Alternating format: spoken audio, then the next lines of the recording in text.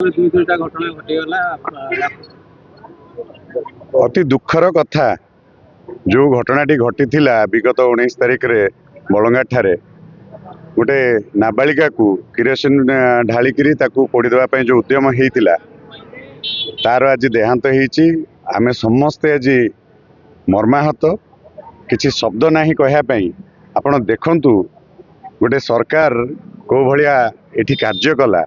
घटनार 15 दिन बीती जाइथिले मध्य पुलिस प्रशासन एवं पर्यंत क्या से अरेस्ट करना कि कौन सी गोटे निर्णयात्मक भूमिका रे पहुंची पारि नाही कि जनसाधारण को सेमाने किछि एपर्यंत कन्क्लूजन दे पारि नाहंती। एटा गोटे बहुत बड़ दुखर घटना। जेतेबेले पीड़िता जाइकरी भुवनेश्वर एम्स रे एडमिट हैला आमे समस्ते गोटे जिनस डिमांड करथुलु जे ताकू तुरंत एयरलिफ्ट करा जाऊ। आपण देखिथिबे गोटे दिन पूरा आमे संघर्ष कलु सेठी। ता परवर्ती पर्याय माने परदिन ताकू एम्स को शिफ्ट करागला। मु मध्य निजे जाइकी भेटिथिली आमर सांसद मानक सांगरे डाक्तर सांगरे आमे परामर्श करथिलु। तार स्वास्थ्य अवस्था उन्नति होउथिला। किंतु मु गोटे कथा कहि रखिया चाहूची जे किछि दिन तले बालेश्वर रे समान घटना घटिथिला एवं द्वितीय रे आमर बलंगा रे गोटे नाबालिका आज तार जीवन चली जाइछि। तो आमे काहाकू एथिरे दोष दबा किए एथिपई दायी? निश्चिंत भाव में यहाँ आमर निमापड़ा गोप निर्वाचन मंडली समस्त मन भितर सारा ओडिशावासी मन भितर प्रश्न उंकी मारुछि। एथिरे आपण निजे देखंतु जे घटना घटिला जो दिन एम्स रे तार पीड़ितार बयान रेकर्ड कराइतला मजिस्ट्रेट को सामना रे आमे सेठी उपस्थित थिलु। परवर्ती पर्याय आमे शुणिलु दिल्ली एम्स ठारे तार बयान रेकर्डिंग करागला। चारि थर बयान नियागला। कौन पाई 4 थर नियागला? पीड़िता जहाँ जहाँ कही से जो प्रथमे आसिकी जनक घरे पहुँची तांको बयानटा से सेठी कही आपण मैंने गणमाध्यम देखिथिबे जे से दिन घटना कौन घटी तापर 4 थर बयान रेकर्ड कराई। आज जितेबाला पीड़िता देहांत हो गला तापर पुलिस प्रशासन तरफ गोटे ट्वीट कराई।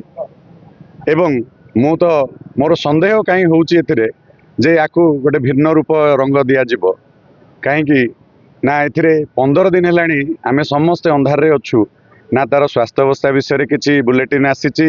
एम्स कर्तृपक्ष हो ओडिशा सरकार कर्तृपक्ष हो किए किसी जणै नाहंती। तदंत प्रक्रिया कौन चलती से विषय में किसी जणै नाहंती। तो कोठी ना कोठी आम मन भितर संदेह उपजुची जे या भितर किसी षडयंत्र नाही। तो किछि दिन तले उपमुख्यमंत्री जाइतले पीड़िता को भेटिबा पई आ आसी कहले जे स्वास्थ्य अवस्था भल अछि बोली। एटा कोन मिछ कहिथिले ना? निश्चिंत भाव में आमर जितेबाला दिल्ली भुवनेश्वर एम्स रे पीड़िता थिले सेठी तो कहीं किए जाई नथिले बोधे समय नथिला। आमर स्थानीय विधायक तथा उपमुख्यमंत्री से परवर्ती पर्याय दिल्ली जाइथिले। दिल्ली रे पीड़िता को भेटिथिले। संध्या बेले मध्य गोटे पार्टी करुथिले जोटा कि फोटो गणमाध्यम रे आपण माने देखिथिबे। तापर से विवृत्ति देइथिले जे पीड़ितार स्वास्थ्य अवस्था उन्नति घटुची बोली। तापरे कौन हैला से जिनस आमे समस्ते अंधार रे सेटा सरकार ताकू क्लियर करंतु जे कौन घटना घटला किमिति तार स्वास्थ्य अवस्था अवनति हैला किमिति तार देहांत हैला एटा को सरकार यथाशीघ्र समस्त सामना रे रखंतु। चिकित्सार अवहेला हेतु बोली भाबुछु। सेटा तो जेहेतु एम्स गोटे गोटे ख्याति संपन्न प्रतिष्ठान सारा भारत वर्षर तो सेटा तो आमे कहि परिबानी जेहेतु आमे एठी रहउछु दिल्ली एम्स रे कौन होतला कौन नाही। तो मु से विषय मु भाबुनी कि चिकित्सा अवहेला कि कौन किंतु कोठी ना कोठी गोटे षडयंत्र गंध कहीं केजाणी आसुची। आमर संदेह उपजुची कहीं ना 15 दिन हेलानी पुलिस किसी भी सफलता लाभ करनी कि क्या अरेस्ट करनी कि किसी से माने गोटे निर्णयात्मक भूमिका भी निभे नाहंती। ओडिशावासी पाखे से माने कन्क्लूजन दे नाहंती जे कौन घटना थिला। आमे बिजु जनता दल तरफ आज आमर राज्य तरफ जे आम दलर वरिष्ठ नेता संजय दास सोना प्रेस विवृत्ति रखिथिले जे तुरंत पीड़िता को 2 कोटी टंका तांको परिवार को दिया जाऊ एवं से मध्य कथा रखिछंती जे 7 दिन भितर जहाँ हेले भी पुलिस ताकू निर्णयात्मक भूमिका करिकरी सेटाकू दोषी को अरेस्ट करू।